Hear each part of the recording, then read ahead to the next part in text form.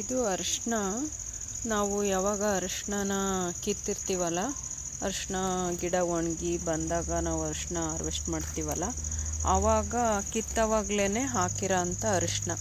ನಾವು ಅವಾಗ ಹಾಕಿದರೂ ಕೂಡ ಇದು ಮುಂಗಾರು ಮಳೆ ಬರುತ್ತಲ್ಲ ಆವಾಗಷ್ಟೇ ಮೊಳಕೆ ಬರೋದು, ಇದು ಎಲೆ ಎಲ್ಲ ಬರೋದು. ಇದೆಲ್ಲನೂ ಆವಾಗಲೇ ಹಾಕಿರೋದು. ಮಳೆ ಬಂದಾಗ ಇದು ಸಸ್ಯಗಳು ಬಂದಿದೆ. ಇಲ್ಲಿ ನೋಡ್ಬೋದು, ಇದು ಒತ್ತೊತ್ತಾಗಿ ಮತ್ತು ದೊಡ್ಡದಾಗಿಯೂ ಇದೆ ಅರಿಶಿನ. ಇದು ಏನು ಮಾಡಿದ್ದೀವಿ ಅಂತಂದರೆ, ಅರಿಶಿನ ಸ್ವಲ್ಪ ತೆಗಿದಂಗೆ ಹಾಗೆ ಬಿಟ್ಟಿದ್ವಿ. ಇದು ಕೂಡ ಮಳೆಗಾಲದಲ್ಲೇ ಮತ್ತೆ ಮೊಳಕೆ ಹೊಡೆದು ಬಂದಿದ್ದು. ಅದು ಭೂಮಿಯಲ್ಲೇ ಇದ್ದಿದ್ದರಿಂದ ಇದು ಚೆನ್ನಾಗಿ ಎಲೆ ದೊಡ್ಡದಾಗಿ ಬಂದಿದೆ. ಈಗಾಗಲೇ ಇಷ್ಟು ದೊಡ್ಡ ಪ್ಲ್ಯಾಂಟ್ಸ್ ಆಗಿದೆ. ಇದು ಕೂಡ ಆವಾಗ ಹಾಕಿರೋದು. ಇದು ನನ್ನ ಮೊಮ್ಮಗ ಹಾಕಿರೋದು. ಅವನು ಯಾವಾಗ ಬಂದರೂ ಅಜ್ಜಿ ನಾನು ಹಾಕ್ತೀನಿ ಅಂತಿರ್ತಾನೆ. ಹಂಗಾಗಿ ಹಾಕ್ಸೋವರೆಗೂ ಬಿಡೋದಿಲ್ಲ.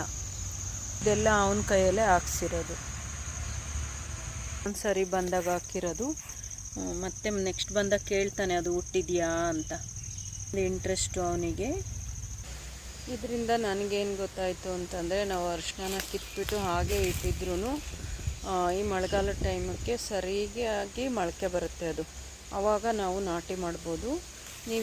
ಈಗ ಮುಂದೆ ನೋಡೋ ವಿಡಿಯೋದಲ್ಲಿ ನಾನು ಇವಾಗ ಅವನ್ನೆಲ್ಲ ನಾಟಿ ಮಾಡ್ತಾಯಿದ್ದೀನಿ. ಯಾಕೆಂದರೆ ನನಗೂ ಸ್ವಲ್ಪ ಬ್ಯುಸಿ ಶೆಡ್ಯೂಲ್ ಇತ್ತು, ಮತ್ತು ನಮಗೆ ಇಲ್ಲಿ ಮಳೆನೇ ಬಂದಿಲ್ಲ. ಇನ್ನೇನು ಮಾಡೋದು, ಚೆನ್ನಾಗಿ ಮಳೆನೇ ಬಂದಿಲ್ಲ ಅಂತ ಹೇಳ್ಬಿಟ್ಟು ನೀರು ಹಾಯಿಸಿ ಇವಾಗೆಲ್ಲ ಉಳಿದಂಥ ಅರಿಶಿನ ಎಲ್ಲ ನಾಟಿ ಮಾಡಿದ್ದೀನಿ. ನನ್ನ ಈ ವಿಡಿಯೋಗೆ ಲೈಕ್ ಕೊಡಿ, ಶೇರ್ ಮಾಡಿ, ಸಬ್ಸ್ಕ್ರೈಬ್ ಕೊಡಿ.